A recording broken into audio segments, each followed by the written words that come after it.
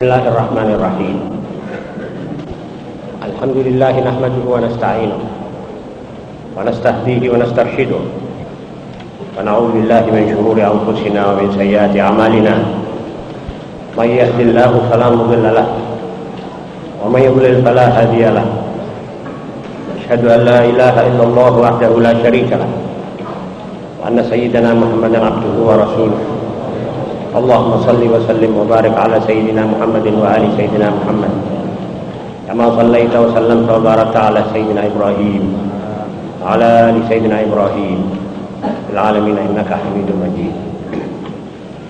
Amma ba'du, fa inna asdaqal hadits kitabullah wa khairal hadi hadi sayyidina Muhammad sallallahu alaihi wa sallam wa anna syarral umuri muhdatsatuha kullu muhdatsatin bid'ah kulla bid'atin dhalalah wa kulla dhalalatin fin nar.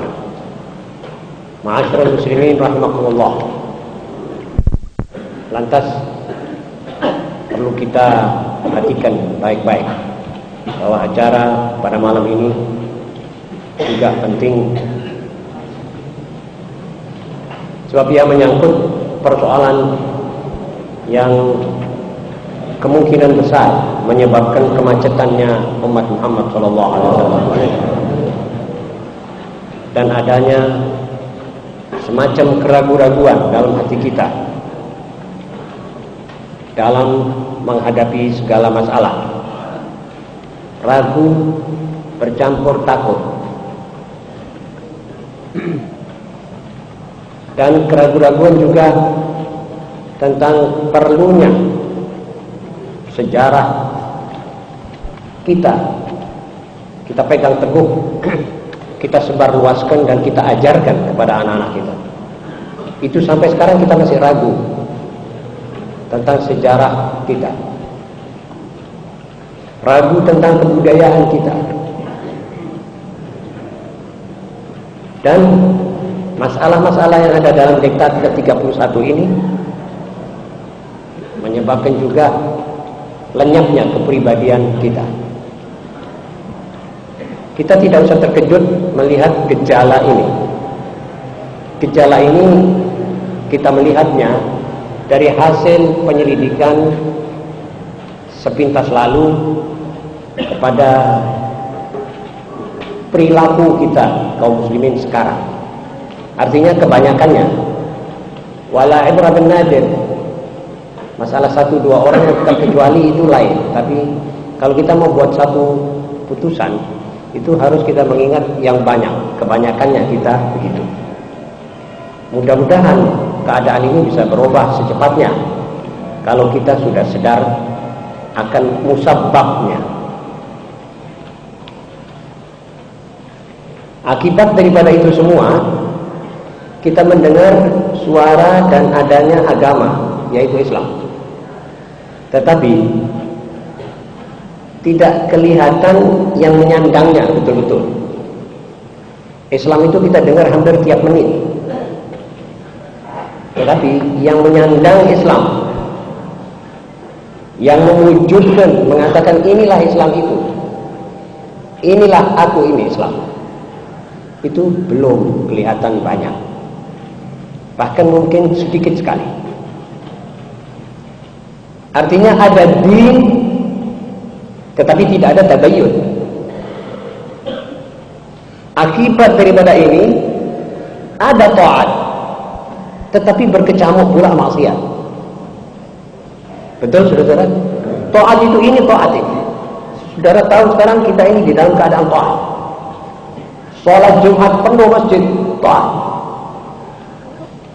Salat Id itu alun-alun penuh, taat. Tetapi juga ada maksiat.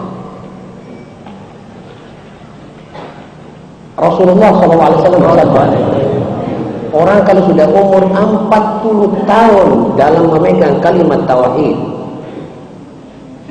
dengar baik-baik, 40 tahun memegang kalimat tauhid, menjadi pegawainya Allah, yakni hambanya Allah 40 tahun. Tidak pernah kafir, tidak pernah murtad, tidak pernah syirik. Ini orang seperti ini darajatnya indallah besar. Sampai kalau 50 tahun malaikat malu. Kalau 60 tahun ghufirallah. 60 tahun bersama Allah. Kalau 80 tahun maka dia yashfa' bi ummati. Bisa mensyafaati umatnya. Tetapi saudara-saudara, kalimat syahadat yang bagaimana yang menyebabkan orang mendapat pangkat dan titel begitu? Ma'asyiral muslimin, yang konsekuen. Orang yang konsekuen mengamalkan. Jadi ini taat yang ada karena tidak ada ihsan, tidak membuat. Mandul itu kalau dalam bahasa Jawa tidak bisa beranak. Na'udzubillah min dzalik. Kalau tidak bisa beranak, ya ada dengar din, tidak ada tadayun. Hal ini tidak bisa dibiarkan sepenuhnya jalan terus. Ma'asyiral muslimin, ada pribadi muslim namanya. Tetapi kalau kita teliti betul, kita teropong ini dengan mikroskop, nanti saudara akan temukan ini pribadi muslim ini aneh. Pakaiannya bukan muslim. Huruf yang dipakai buat tulis-tulisannya tiap hari huruf Greka, Yunani dan Latin, bukan huruf Qurannya. Kalender yang dipakai kalender Masihi. Cara berdagangnya cara internasional, non muslim. Cara pergaulannya cara internasional. Kadang-kadang tamunya itu dipertemukan dengan istrinya. Anaknya dilepaskan tidak tahu kemana. Yang perempuan, kalau yang laki sudah memang dia tidak bisa kontrol, laki jalan sendiri sudah. Yang perempuan terlepas tidak tahu kemana. Ini semua cara-cara bukan cara keluarga muslim. Begitulah kebanyakan kaum muslimin. Illa man asallallah, seperti saya katakan tadi. Memang ada yang tidak demikian, yang betul-betul. Tapi kalau dalam 1 juta cuma ada 2 orang, ini tidak bisa dibikin ukuran. Ma'asyiral muslimin, itu semua tidak boleh kita biarkan tanpa penggarapan kita bersama. Itulah sebabnya saya turunkan judul paling utamanya musabab krisis yang dialami oleh umat Islam, oleh Islam dan umatnya. Dan judul ini tidak kurang pentingnya dalam membangkitkan umat Islam kalau kita bisa mengolahnya sebaik-baiknya. Jika mentas kita menghilangkan sebab-sebab kemacetan di atas, maka kita akan bisa mesra kembali dengan Islam. Dengan secara menyeluruh. Jadi kalau kita pegang Quran, kita merasa lezat berbicara dengan Allah atau membunyikan wahyu Allah. Merasa wahyu Allah. Merasa seperti lega gitu. Ini sekarang tidak demikian. Sholat kita ini khusyuk rukuk sujudnya genep seperti mana ahli fikih mengatakan. Bahkan kadang-kadang tumakninahnya juga lumayan. Tetapi hati kita tidak ada di situ. Jadi seperti upacara ritus saja, seperti upacara kenaikan bendera hari itu, bendera setengah tiang pada kejadian-kejadian tertentu. Hening cipta kepada pahlawan, ritus, yakni rutin. Dan ini ibadah tidak bisa dibikin rutin. Ibadah ini harus kita rasakan, juga kita pikirkan. Kalau perasaan dan pikiran tidak terkombinir dalam arti kata mewujudkan ini, maka ibadah itu tidak membuat. Kalau tidak membuat, ya sama saja dengan kita punya pohonan tidak mempunyai buah. Siapa mau punya 500-600 hektar pohon johar tidak berbuah. Apa mau punya sekian ratus hektar beringin tidak ada buahnya apa-apa? Kalau 550 hektar saja jeruk kepok itu kaya orang itu. Betul sudah kan? Bedanya di situ. Lantas Islam ini kalau kita sudah kembali mesra dengan dia, Islam itu akan menguasai pribadi kita, menguasai rumah tangga kita, menguasai negara dan jamaah kita ini, dan akan memimpin kita di rumah tangga.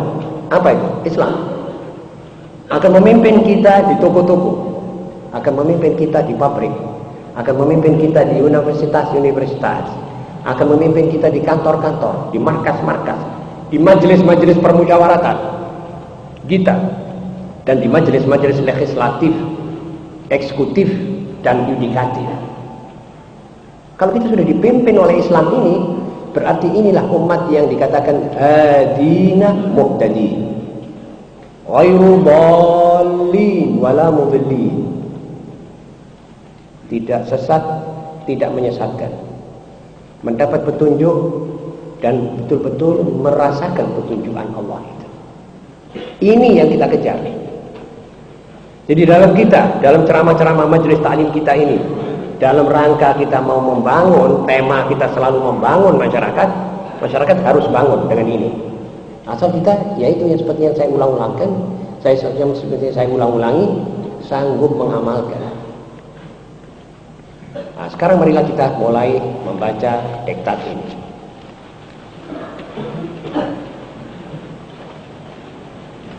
Bismillahirrahmanirrahim. Paling utamanya sebab-sebab krisis yang dialami oleh umat Islam. Gejala-gejala. Ibadah menjadi semacam adat kebiasaan, ritus. Jadi saya ini sudah dari kecil, kalau Jumuah itu ya mesti pergi masjid, kecuali kalau sakit. Kebiasaan. Jadi tidak meresapkan paham ini dia panggilan. Idza nudiya lis-salati min yaumil jumu'ati fas'au ila dzikrillah wa dzarul bai'. Apabila kalian dipanggil untuk berkumpul pada hari Jumat, maka lekas-lekas sambutlah panggilan itu dan tinggalkan segala macam perdagangan dan pekerjaan. Itu lantas orang yang mengerti bertanya, apa latar belakang? Masa Allah menstreskan suatu panggilan yang ditentukan untuk hari sekali, satu pekan, dan harinya pula ditentukan, tidak boleh dirubah. Jadi panggilan Allahu Akbar pada jam 12 tiap hari Jumat, itu panggilan tidak bisa dijadikan pada hari Ahad, tidak bisa digunakan hari Rabu. Saudara percaya umat Islam akan sembahyang hari Rabu, Jumat? Tidak mungkin. Nah, panggilan itu min yaumil jumu'ah menurut Al-Quran. Itu kita renungkan, apa sebab? Apa latar belakangnya? Kenapa kita diundang rapat umum? Datang dengan penuh kepercayaan bahwa saya sekarang akan menuju ke masjid, bahwa sekarang saya akan betul-betul membuka kantongan-kantongan besar untuk menerima rahmat, untuk menerima hikmat-hikmat daripada hari ini. Berkumpulnya umat 10 kali ini banyaknya di masjid ini misalnya. Apa sebabnya? Ada sekian banyak orang wali yang mengangkat tangan diterima oleh Allah, dan saya mesti tak ketemu dengan rahmat Allah di situ. Dan apa hikmatnya? Apa latar belakangnya? Itu mesti kita bayangkan sejak kita keluar dari rumah. Mandi dulu, nawaitu sunnat ghusl Jum'ah di rumah. Lantas kita sampai di sini mempunyai aspirasi lain. Tidak seperti orang yang jalan seperti biasa, masuk masjid baru saja membuang rokok, tidak kumur masuk di masjid, terus duduk, kadang-kadang tidak sembahyang 2 rakaat, lalu tunggu sama ngantuk. Lain lagi, itu ritus. Ini sudah biasa. Itu nanti ya mudah-mudahan kalau kembali ampas ya insya Allah tidak ya. Cuma kita ini kan minta bati lebih banyak saudara-saudara. Iya. Siapa mau tetap pokok bondo saja? Tidak mau, orang dagang minta untung lah. Kita hidup ini mumpung masih bisa ke Jumat, kita minta tambah. Jadi kita ini maunya mau hidup. Ini batin belum hidup. Moga orang cetek geni itu belum marah. Tapi geninya ada, insya Allah. Tidak sampai mati plus tidak, tapi belum marah. Makanya kegunaannya sedikit. Kalau masak kebuli tidak bisa sebab geninya kecil. Maksudnya ini dibesarkan baru nanti bisa kita masak yang baik-baik yang besar-besar. Ibadah menjadi semacam adat kebiasaan. Dua, ibadah dilakukan orang tanpa pikiran, tanpa perasaan, dan tanpa semangat. Apa sebab kita keluar daripada masjid ini? Perasaan kita tetap di luar. Dari mulai masuk dari tangga sampai ke dalam, keluar lagi, perasaan kita tetap di luar. Di rumah, di sawah, di mana-mana. Di sini tidak. Apa sebab? Itu namanya suatu yang dilakukan secara kulino biasa. Mestinya tidak. Menurut setelan Nabi Muhammad SAW, dan beliau adalah orang yang paling ngerti bagaimana menjadikan ini orang mempunyai pikiran lain kalau masuk masjid. Beliau mengajarkan, mentradisikan, kalau mau buka kasut masuk masjid, itu pertama-tama mengatakan a'udzubillahi samiil alim wa sultanihil qadim minasyaitonir rajim. Lantas Allah maftahli abwaaba rahmatik. Masuk kaki kanan. Nawaitul i'tikaf. Assalatu wassalamu alayka ya sayyidi ya Rasulullah. Atau Allahumma salli ala Muhammad. Terus naruh sandal, jangan duduk, jangan selamat, jangan apa, itu terus kita mengaju ke satu tempat untuk 2 rakaat tahiyatul masjid. Mulai inspirasi itu kita tuh tersimpan, kita punya konsentrasi itu tidak mencari. Sebacaan itu orang memerlukan ingatan. Allahumma ftahli abwaaba rahmatik. Bukakanlah ya Allah pintu-pintu rahmatmu. Itu semuanya dibaca sampai tahiyatul masjid. Tahiyatul masjid selesai, kita mendoa. Kemudian kita mulai zikrullah. Nanti saudara tidak bisa ngantuk. Saudara sendiri bisa membedakan antara orang yang duduk diam, konsentrasinya sudah lepas, pimpinan kontrol sudah ucul, itu orang tidur.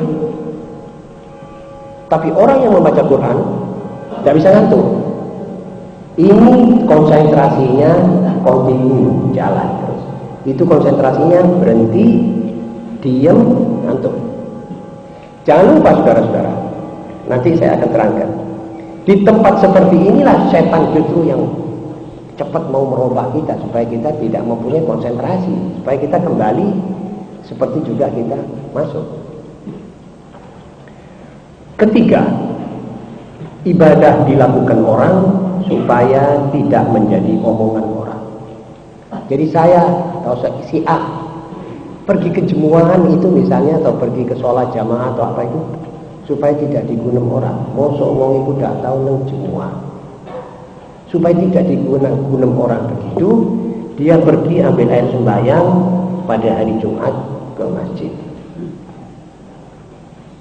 Jadi bukan nawaitunya menyegarkan iman, menyuburkan pikiran untuk pergi kepada Allah dengan cara yang betul-betul perasaan dan pikiran itu konsentrasi, tetapi tidak untuk supaya dikatakan orang, supaya tidak dikatakan orang, wah wong itu tidak pernah sembahyang semua. Di sini mulai termasuk selundupannya riya oleh setan, sehingga jemuanya tadi sudah tidak diterima oleh Allah sejak dia keluar dari rumahnya. niatnya tidak cocok. Di sini masalahnya. Kalau banyak yang berjumlah yang mempunyai pikiran begitu, berarti banyak pula kita mempunyai anggota yang tidak bisa dipakai, tidak bisa digunakan. Anggota al-a'dha' asy-syalla'. Ini gejala-gejalanya. Akibat dari gejala itu, karena akibat dari gejala-gejala di atas, ibadah menjadi semacam kebiasaan dan ritus. Ibadah dilakukan orang tanpa pikiran, perasaan, dan tanpa semangat. Ibadah dilakukan orang supaya tidak menjadi omongan orang lain. Akibat daripada itu ada beberapa hal. Pertama, kelesuan rohaniah. Seperti saya sering katakan, roh itu seperti badan. Cuma yang pertama itu halus, yang kedua kasar. Rogo ini kasar, tapi roh halus. Dua-dua bisa lesu, dua-dua bisa sakit, dan dua-dua bisa mati. Allah ya Allah. Kalau matinya badan masih tidak seberapa dikhawatirkan, khususnya oleh aulia Allah dan ahli tasawuf. Tapi matinya roh berarti binasa kita selama-lamanya. Jadi roh bisa lesu. Kelesuan roh menyebabkan apa? Menyebabkan ragu-ragu kita, ragu, takut, was-was. Tidak mempunyai pikiran yang kontinu dan mantap. Tidak bisa berpikir secara sambung menyambung di dalam ketuhanan dan bab-bab yang menyampaikan kita ke akhirat. Tapi gedungnya mungkin kesik. So itu tidak memerlukan roh. Itu tidak memerlukan otak melulu. Otak itu kalau mau dipimpin oleh roh itu bisa biasanya di bidang-bidang ketuhanan, ibadah, zikr, dan perasaan-perasaan muraqabah, awas, mengawasi, dan menghitungkan diri. Itu perlu roh. Kelesuan rohaniah. Dua, adanya kontradiksi dalam sepak terjang umat. Yaitu tadi seperti saya katakan, ada agama tapi tidak ada yang membuktikan wujudnya. Taat tapi juga maksiat. Ucapan-ucapan tapi ditentang oleh perbuatan sendiri. Dan soal ini saya kira kita tidak perlu terlalu lama berbicara dan menafsirkan hal ini. Kita saben hari menyaksikan orang berbicara, perbuatannya menentang pembicaraannya itu. Ini akibat dari kelesuan roh. Orang bicara itu tidak merasa harus konsekuen atas dia punya pembicaraan. Saudara-saudara, dusta itu hebat tidak baiknya, seru dan sangat tidak pantasnya orang dusta. Tetapi paling tidak pantasnya, yang tidak pantas itu kalau kita mendustai Allah dan mendustai diri sendiri. Ada lebih keji daripada orang mendustai dirinya sendiri? Coba dengar suara kita yang banyak ini, sahabat-sahabat mengatakan inna salati wa nusuki wa mahyaya wa mamati lillah. Sesungguhnya bahwa salatku, ibadahku, perjuanganku, hidup dan matiku, semuanya aku pasrahkan untuk Allah Rabbul Alamin, yang tiada sekutu baginya. Karena itulah memang kewajibanku, dan karena itulah aku diperintah. Ini ikrar kita ucapkan 5 kali tiap sholat fardu. Kalau kita mau baca doa untuk kita, betul saudara? Ingat doa ini kita baca sebenarnya apa tidak? Saudara tahu sekarang maknanya sepintas lalu dari apa yang saya terjemahkan tadi. Coba buktikan dengan kelakuan kita sehari-hari. Mana ini ikrar dan mana kita punya kelakuan? Jangankan seluruh hartaku, hidupku, ya Allah, ya Rabbi. Kalau ada orang minta-minta itu, kita cari uang yang paling kecil. Puasa sunat itu jarang sekali kita lakukan puasa sunat. Jadi tidak ada nusuk. Orang kuat beli kambing yang besar, 10 misalnya, longgar. Dia beli cuma 1 kambing dan yang kecil sekali. Supaya orang bilang, wah ini orang kaya tidak korban, dia korban. Ini tadi kembali. Mana itu inna salati wa nusuki ya ibadallah? Kemana kita buang itu? Tidak ada bekasnya. Ucapan bertentangan dengan perbuatan. Ada agama tapi ada maksiat. Ini orang yang tadi mengatakan demikian. Kalau dititipi orang harta yang agak lumayan, mungkin disikat itu harta. Jadi sama sekali tidak membekas. Ma'asyiral muslimin, begitulah akibatnya. Nah, sekarang kita renungkan sebentar. Mengingat bahwa hukum logika tidak dapat menerima adanya kontradiksi dalam satu tempat dan satu waktu, maka kita harus segera memperdalam penyelidikan kita terhadap gejala-gejala tersebut dan untuk membasminya. Logika mengatakan tidak mungkin ini terjadi. Tidak mungkin ini api dan air di dalam satu cingkir, dalam satu ketika. Tidak mungkin. Kalau saudara dikatakan orang, oh ini di dalam cingkir ini ada api, ada air. Apinya masih menyala, airnya masih penuh. Itu saudara harus katakan ini berita palsu. Apa sebab? Tidak cocok dengan logika. Jadi kalau ada orang bilang mukmin, tetapi sekaligus fasik. Hatinya si A ini mukmin, tetapi hatinya juga fasik. Ini tidak mungkin. Mesti satu yang dimenangkan. Karena kita sekarang ini hamba Allah, masih yakin bahwa Allah itu esa, tidak berbilang, tunggal, tidak bersekutu, maka kita harus ngeragum ini sampai jadi beres. Nah ini sebab-sebabnya. Tadi kan kita sebut gejalanya. Dari mana itu timbulnya semacam tadi yang saya katakan tadi? Timbulnya dari beberapa sebab. Pertama, pengaruh syaitan dan rencana-rencana syaitan yang sejak dia diusir oleh Allah dari surga bersama makhluk pertama plus istrinya, yaitu nenek kita Adam bersama istrinya Hawa. Sejak detik-detik itu syaitan mempunyai rencana. Rencana syaitan itu tidak pernah dilupakan. Maka itu baca ayat 117 surat Taha. Inna hadza aduwwun laka wa li zawjik fala yukhrijannakuma minal jannati fatashqa. Adam, ini makhlukku ini nanti akan menjadi musuh dan setru yang kelas 1 terhadapmu dan keturunanmu serta istrimu dan keturunan kalian berdua ini. Jangan sampai kamu nanti dikeluarkan dari surga. Kamu nanti akan tashqa. Nanti kalau kau keluar dari surga ya Adam, kau nanti akan sengsara.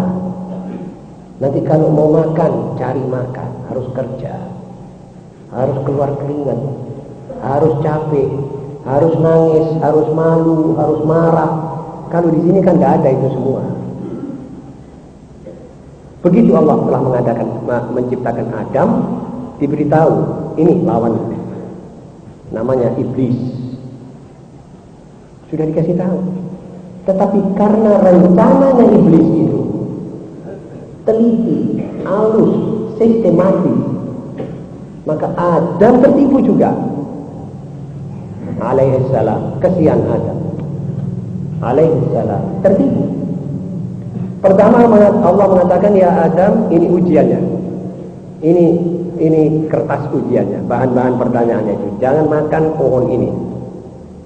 Kalau kamu makan pohon ini, nanti kamu akan mengalami ini. Datang iblis mengatakan, Adam, bukan pohon yang ini yang dilarang kamu. Lah pohon yang mana? Pohon lain. Ini tidak. Ini kata dia. Orang baru. Itu iblis sumpah, wallahi bukan pohon ini. Adam terkejut, tidak pernah mendengar orang sumpah palsu. Dia tidak membayangkan bahwa ada makhluk sumpah palsu di situ. Tahu-tahu betul ini pohon yang dilarang. Akhirnya sebab dia keluar. Dan keluar itu diturunkan ke tempat yang sudah disediakan ini. Dan betul, dia bersama turunannya capek hidup di sini. Tetapi karena ini dunia indah, capek kita ini tidak terasa. Sengsara kita tidak kita pusingkan. Kita masih mau lebih umur untuk lebih lama di sini. Ahli tasawuf mengatakan, wah kalau begitu betul. Lambangnya orang masuk ke dunia ini sudah serem. Setiap bayi lahir dia nangis. Sudah tidak enak ini. Dan tiap orang mau keluar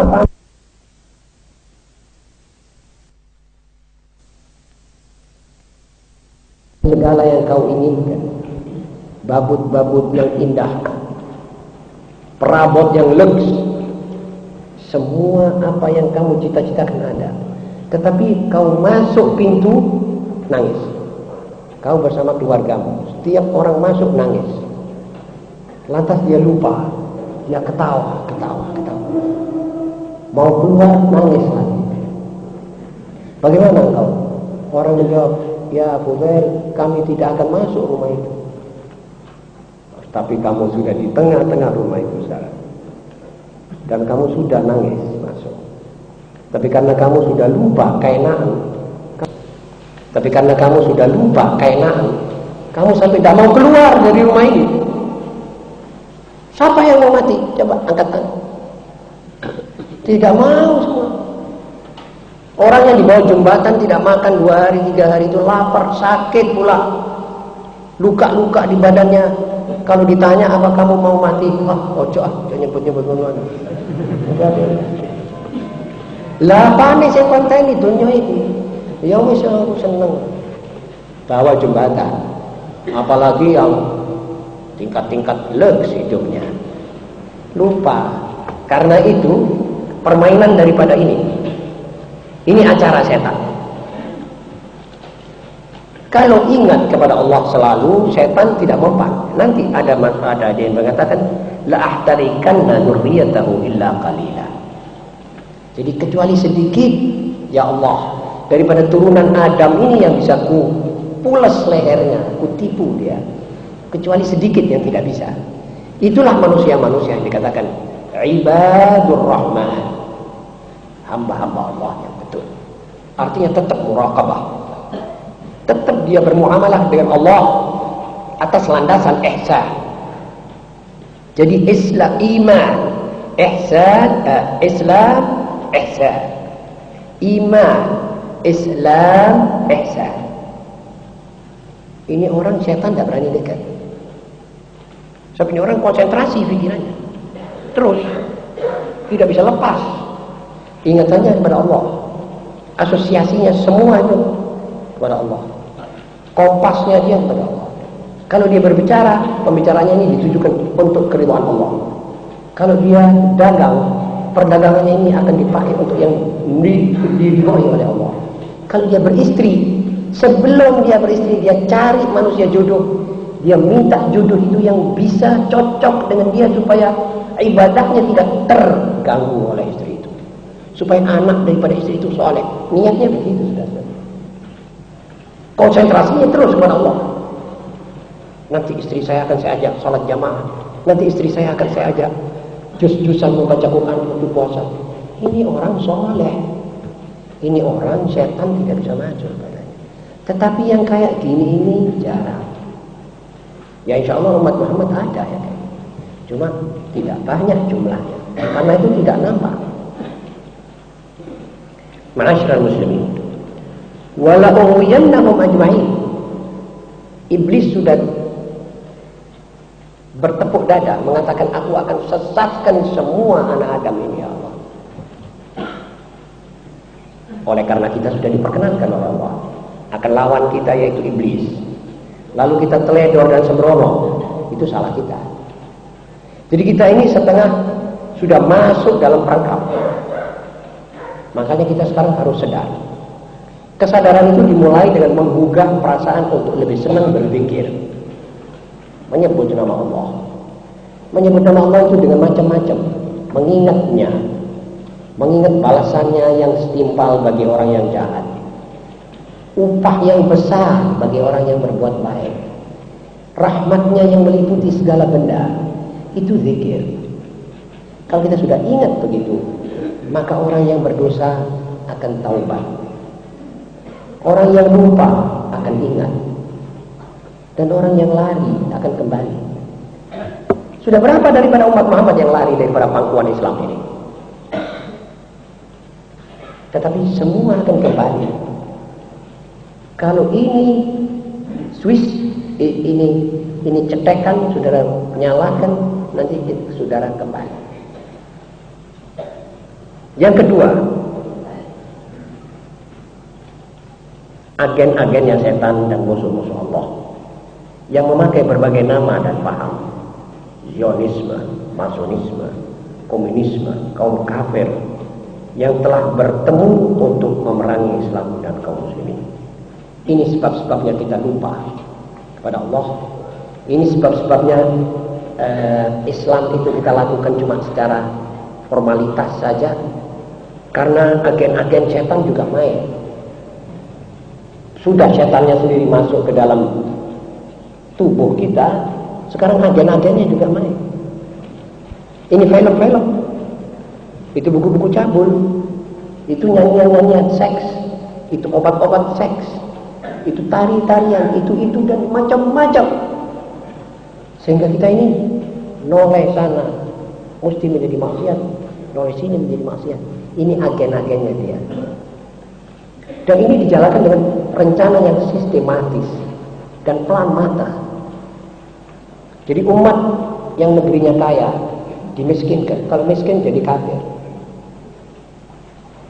Umat yang sudah kaya dirusak akhlaknya, kalau rusak akhlaknya sudah setengah kafir. Ada orang yang tidak menyatakan dia kafir, tetapi dia sudah aras-arasan mengatakan saya muslim. Betul? Banyak aras-arasan dia bilang saya muslim. Saya perbuatannya itu sudah aku isi wis yo salat to. Engko jare wong aku iki salat jalu itu wis engko mesisan engko nek tuwa wae salat. Tidak mau dia salat.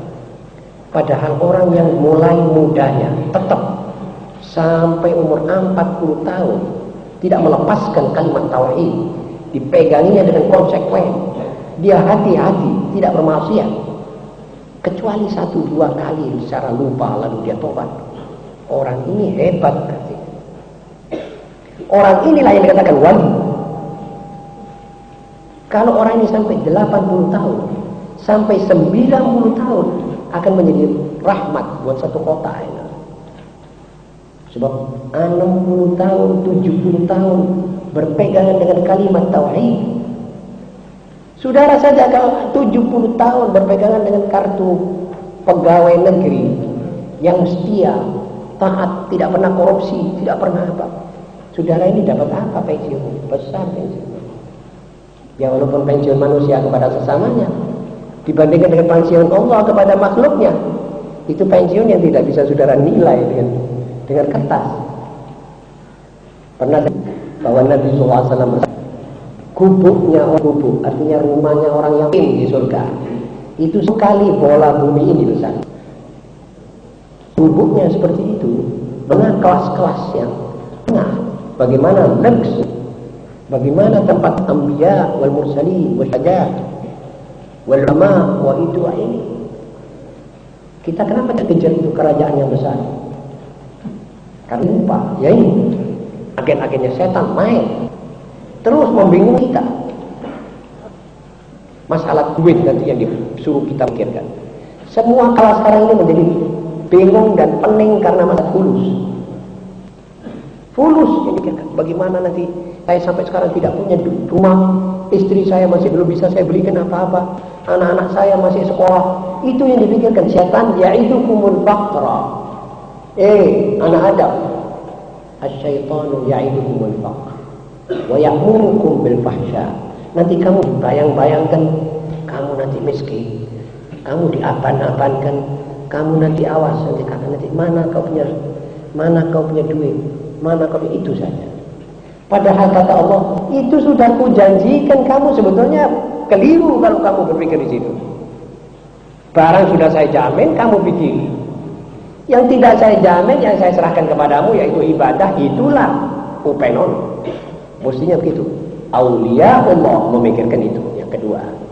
Tapi kita sekarang ini masih dirayu oleh setan. Ya apa pekerjaanmu kok masih begini? Kok masih tetap hasilmu 120.000 saja? Bagaimana kamu nanti anakmu semakin tambah? Nah ini sekarang ini mestinya sudah mantu kamu ini. Macam-macam cerita sehingga ibadahnya itu dijalankan seperti Allah Akbar, sami Allah, Allah, Assalamualaikum Allah bangun. Bingung dia ke sini. Seperti orang yang disengat oleh satu serangga atau disuntik satu yang memabukkan, dia tidak bisa berpikir tenang ke situ. Padahal masalah hidup adalah masalah ibadah. Betul saudara-saudara? Jadi mainnya agen-agennya dia. Yang ketiga, keinginan syahwat manusia sendiri. Kita sendiri juga ada yang mempengaruhi, merusak. Jadi di dalam tubuh manusia ini ada tenaga-tenaga yang unsur-unsur atau dalam bahasa asing, elemen-elemen yang konstruktif, ada elemen-elemen yang destruktif. Ada cita-cita baik, ada cita-cita tidak baik, itu syahwat. Itu nafsul ammarah. Itu juga meributkan kita. Individualisme, ambisi. Itu dari individualisme itu nanti timbul syahwat. Syahwat dari individualis. Sudah tahu ini istrinya orang, kok masih dikejar bagaimana? Individualis. Kepingin dia merebut yang paling cantik. Padahal itu bukan haknya. Dan tidak mungkin menjadi haknya. Masih dikejar. Ini individualisme. Ini syahwat. Itu juga dari dalam manusia. Kalau tidak ada pengontrol, itu tidak normal. Berjalan terus sengit, miring, dan akhirnya ke kiri, ke jahanam, wabisal masih. Atau dipukul orang, atau dibunuh orang karena syahwat. Itu juga meributkan kita. Itu yang menyibukkan, mempersibuk otak kita untuk tidak hening-bening kepada Allah. Yang keempat, lemahnya akidah dalam hati seorang muslim. Akidah itu lemah. Sebab saya katakan menurut Imam Ghazali, saya kira cocok itu. Manusia mukmin ini akidahnya bisa kuat, gemuk, dan bisa lemah dan tulus. Gemuknya karena kita pakai terus untuk ibadah, untuk taat, untuk berbuat baik, dan kurusnya kalau kita pakai untuk maksiat. Sama dengan modal. Kalau kita gunakan untuk kita puter itu modal dengan bijaksana, maka kita akan tambah kita punya modal. Tahun yang lalu 1 juta, ini tahun bisa 1.100.000, 200.000. Tapi kalau kita putar untuk main, kita main judi dengan modal 1 juta, Pak insya Allah 2 bulan sudah separuh habis, 3 bulan habis. Jadi modal iman bisa mengurus, bisa menggemuk. Karena lemahnya akidah, sholat kita juga tidak enak dirasakan. Sama dengan orang film, sholatnya tidak khusyuk. Apalagi kalau dia kanker, lebih lagi bagaimana dia sholat khusyuk. Orang kanker di kerongkongannya sih, bagaimana dia bisa khusyuk sholat? Setengah mati dia tidak bisa khusyuk sebab pikirannya dalam sakit ini. Begitu juga orang yang disakiti rohnya oleh setan, dibudok, tidak bisa khusyuk. Masuk masjid, keluar masjid, pikirannya tidak ada sama sekali di masjid. Kadang-kadang masuk masjid lupa niatul i'tikaf. Emannya 2 jam di masjid tidak niat i'tikaf. Coba. Penggodanya manusia banyak. Dan apalagi kita umat Muhammad yang hidup di zaman ini, jangan khawatir penggodanya. Maka itu saya dapat umpamakan, kita sekarang ini jalan di atas kaca yang disiram uli tap-tapan itu. Kalau kita kurang hati-hati, insya Allah sudah koprol di atas kaca itu. Makanya kita mesti hati-hati. Menaruh langkah itu mesti kita zikir. Zikir itu bagaimana? Iki cocok apa enggak? Diridhoi oleh Allah apa enggak? Bayangkan kalau Nabi Muhammad SAW melihat saya berbuat begini, bagaimana? Marah beliau apa tidak?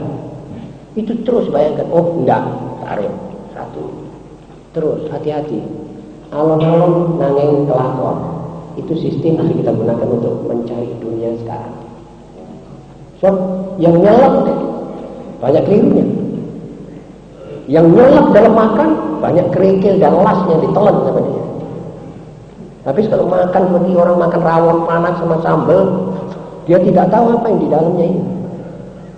Bisa juga kerikil, bisa juga ada las, ada apa masuk saja. Sebab perhitungannya kecil sekali. Dan untuk hidup kita punya perhitungan harus sekian kali banyaknya daripada kita perhitungan makan. Saudara-saudara, karena masih banyaknya lagi saya cukupkan sampai demikian. Tetapi saya yakin bahwa apa yang sudah diterangkan ini sudah mulai membuka sedikit gambaran kita tentang pokok persoalan kita malam ini. Lalu sebelum saya pindah, kemarin malam saya hadir di Singapura. Ada beberapa masalah yang diterangkan oleh rekan-rekan pembicara. Saya kira perlu saya koreksi sedikit. Yaitu salah satu pembicara yang mengatakan, kalau pergi haji Pak bulan Agustus jangan pergi dulu, sebab sana panas terik. Mungkin saudara kelenger, mungkin saudara semaput. Kalau pergi bulan haji bulan ini jangan terlalu dingin, saudara tidak bisa hidup. Saya kira anjuran ini kurang tepat, saudara. Kalau sudah saudara mempunyai niat haji, hajilah. Sebab ini bulan Islam berputar. Jadi tahun ini nanti lama-lama hajinya mesti tahun Agustus. Dan kalau saudara tunda Agustus tahun depan atau Juni tahun depan, berarti saudara menunda ibadah. Belum tentu umur di tangan Tuhan. Nanti saudara mati sebelum itu. Hati-hati, ini masalah perlu diperhitungkan. Jadi kalau saudara mesti pergi haji tepat bulan Juni, justru terik-teriknya panas di Mekah dan di Madinah, teruskan. Niatmu saja yang kuat. Pertama, betul saudara? Apa saudara kira kalau saudara ngelak dan minum banyak di sana, semaput kena panas sementara, apa saudara tidak ada pahalanya? Ada hadis yang mengatakan pahala itu juga diukur dengan kecapian orang yang mengerjakan amal. Kalau capeknya banyak, insya Allah pahalanya banyak. Malah ada orang kalau mau pergi masjid mumet, pas jalan jauh sedikit, becaknya banyak sedikit, nanti yang dikeluarkan becak itu ditempuh sama Allah. Jadi ini satu masalah. Kedua, tentang pemakaian tanggal Islam itu sudah mutlak. Saudara harus memakai tanggal saudara sendiri. Tidak usah saudara pakai kalender Masehi. Adapun sembahyang 5 waktu itu sebetulnya kita lihat mataharinya, bukan tanggalannya. Jadi kalau kita mau sembahyang, mau sholat, kita tidak lihat bulan apa, Agustusnya, Septembernya, Oktobernya. Kita lihat mataharinya. Kalau perlu mataharinya itu punya kita semua, bukan punya orang Masehi. Tetapi kalendernya jangan dipakai. Kecuali kalau terpaksa menggunakan surat untuk umum, untuk pemerintah yang masih sampai sekarang memakai tanggal Kristen. Tapi kalau untuk saudara dengan saudara sendiri, jangan terikat dengan tanggal lain. Tulis saja besok 6 bulan 199. Itu buat saudara hak penuh. Tidak usah saudara sebut 7, 12, 78. Tidak perlu. Itu bukan tanggal saudara. Ini fanatik. Dan harus begitu. Saudara kira itu orang-orang Cina kalau saudara bilang ganti tahun baru Imlek apa dengan lain macam, dengan lain tanggalan, mau dia. Saya pernah masuk tukang gigi, dipanggil ini tanggalannya tanggalan Cina, orang Tionghoa. Memang begitu. Lah kalau saudara misalnya pergi Scandinavia atau pergi England, Saudara minta supaya mereka itu ganti tanggal hijrah. Buk turun ganti nama tanggalan saudara-saudara ini Muharram, Safar, Rabiul Awal. Saudara akan dikatakan, wah ini orang Asia goblok ini, dia suruh saya ganti tanggalan kami, tanggalan Eropa, tanggalan manusia pencipta demokrasi, tanggalan manusia pencipta bom neutron. Saudara diketahui dan diejek. Habis kalau saudara tawar ke sana tidak mau, situ tidak mau, dan saudara sendiri tidak mau. Lah ini tanggalan Nabi Muhammad dipakai siapa, saudara-saudara? Hah? Ayo berpikir sedikit logis. Kita mesti memakainya. Kita mulai malam ini sekarang sudah 1399, tahun muka 1400 penuh, permulaan abad ke-15. Pakai terus tanggalan ini, saudara akan lebih barakah dan lebih jaya. Amin ya rabbal alamin. Barangkali cukup, ada pertanyaan apa yang silakan. Bismillahirrahmanirrahim. Assalamualaikum warahmatullahi wabarakatuh. Kalau tidak salah, pada pengajian hari Rabu tanggal 21 Zulhijjah 1396 Hijriah, kalau Ustaz Sinopri menyarankan agar orang tua menjauhkan anak-anaknya dari segala bacaan-bacaan yang tidak berguna, seperti majalah-majalah, bumi-bumi, dan juga melihat TV. Tanya, mengapa kita harus melarang anak kita untuk melihat TV? Bahkan Ustaz Husain mengharapkan bila anak-anak melihat acara TV, bukankah kepada acara TV sebagian besar mengandung pendidikan yang berguna? Dan sebagian memang acara yang tidak dapat ditonton oleh anak kita, toh kita dapat mematikan atau dengan cara lain agar anak kita tidak melihatnya. Dan saya yakin kalau di antara kita atau orang Islam banyak yang memiliki besar visi komunitas.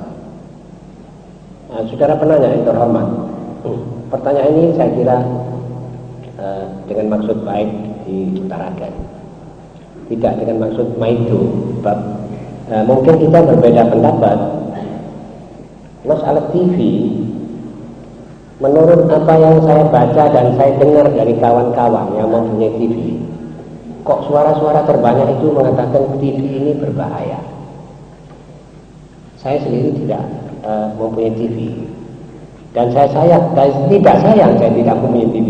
Tapi saya sudah tahu bahwa masalah itu masalah yang tidak beda dengan negeri-negeri yang kita teladani dan kita taklid, yang menjadi kiblat kita. TV-TV di sini terhadap acara-acara dari luar negeri, kaidah-kaidah membuat apa-apa yang oleh luar negeri. Karena orang mengatakan TV itu lebih berbahaya. Dan orang-orang yang melihat TV Indonesia pun merasa sambat. Pertama anaknya itu maghrib sudah mesti nongkrong melihat TV. Kemudian TV itu acaranya semakin malam semakin cabul, semakin tidak pantas. Jadi cabul saja bisa kita jauhi, tetapi sadis juga kita lihat. Ya, tari-tarian, dari tari-tari Bali sampai tari-tari balet, dari Bali sampai Bali, itu semuanya tidak mendidik anak kita dan anak saudara. Sebab luasnya badan perempuan dilihat oleh anak remaja itu menggugah apa-apa yang sebetulnya belum boleh digugah padanya. Selain daripada itu, propaganda agama-agama lain sekarang ini akan lebih banyak di TV. Daripada begitu, kenapa kita tidak ambil kaidah darul mafasid muqaddamun ala jalbil masalih? Menolak kecelakaan dan haram lebih diutamakan daripada mendatangkan kebaikan hiburan.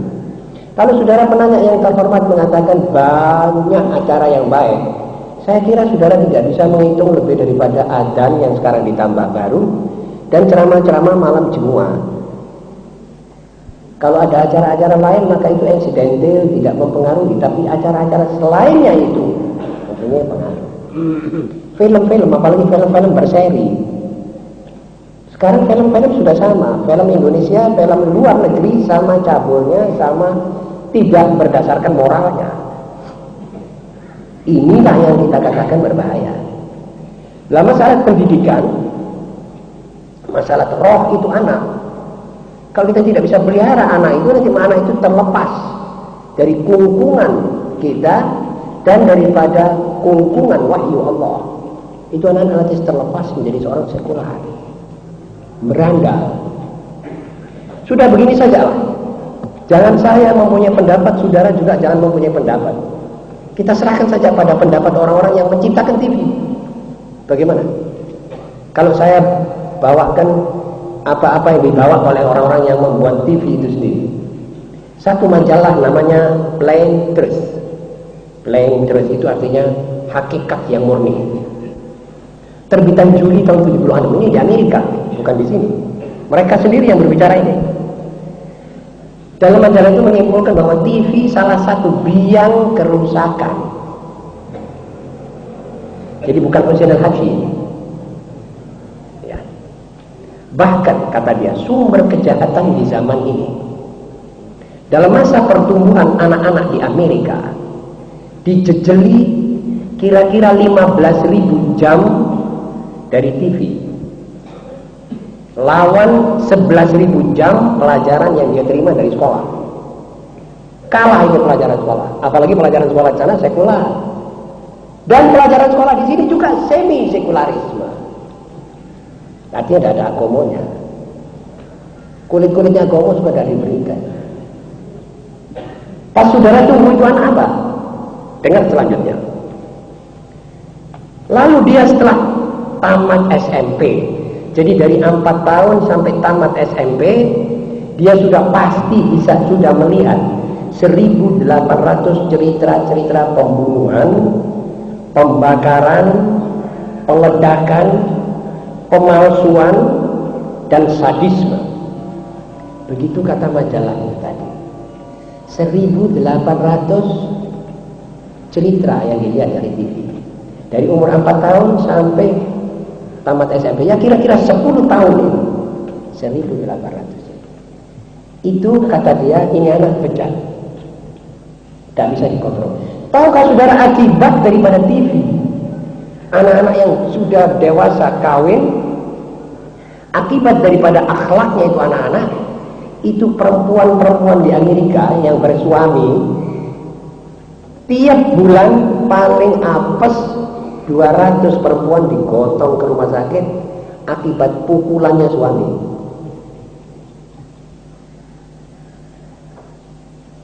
Itu loh negara yang kita kiblati.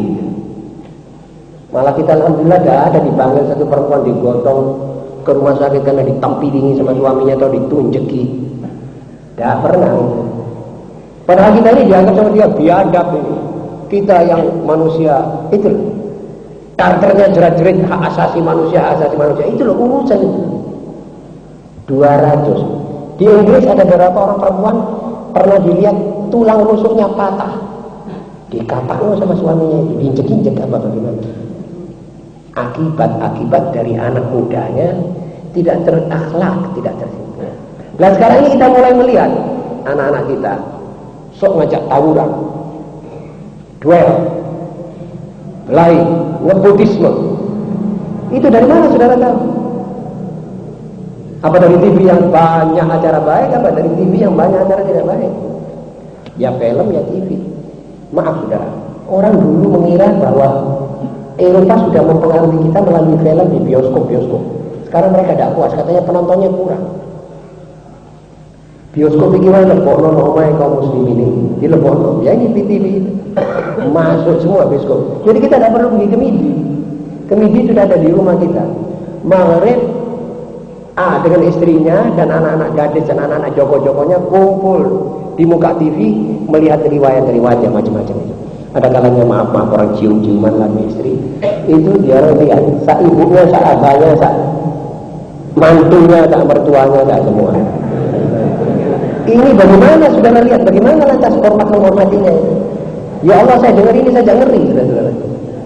Kok bisa lah itu mertua apa duduk bersama mantunya lihat orang ngambung-ngambungan? Maaf. Saya pakai kata untuk kasar sedikit, sudah gak kuat saya ini sekarang. Jadi bagaimana saudara punya bayangan? Apa penilaian saudara? Lalu anaknya 4 tahun juga ikut. Yang disusui juga mungkin ada tapi tidak bisa mengerti. Yang 4 tahun sudah lihat. Saudara bisa harapkan ini orang takwa Allah. Kalau sudah Joko ini anak bisa takwa Allah, apakah sebaliknya? Marilah kita berpikir, saudara-saudara, dengan rasio yang tenang, tidak dengan emosi. Saya kira sudah jelas. Orang Amerika sendiri mengatakan begini. Padahal orang Amerika itu tidak berasa, sudah hatinya atos, berasa ini. Kemudian Dr. Harrington, dia berkata begini, kepuasan dipelajari dengan meniru yang dilihat lebih cepat daripada cerita-cerita yang diriwayatkan. Misalnya kita minta ini anak jadi buas, tunjukkan saja film orang buas, orang megang temannya disembelih, suduk itu, tunjukkan terus, nanti ini anak jadi buas. Tapi kalau sudah ada cerita ini, belum tentu dia bisa meniru. Yang ditiru itu yang dilihat. Audio visual itu salah satu alat propaganda yang ampuh. Jangan dikira, kata dia, menayangkan tempat-tempat pariwisata misalnya, lagu-lagu seks diperdengarkan, tari-tarian balet dan lain-lainnya, tempat-tempat renang, pesta-pesta besar di hotel-hotel mewah, dan serba film yang tidak bersopan, itu semuanya tidak mempengaruhi. Jangan dikira itu mempengaruhi. Anak umur 10 tahun 11 melihat hotel Lex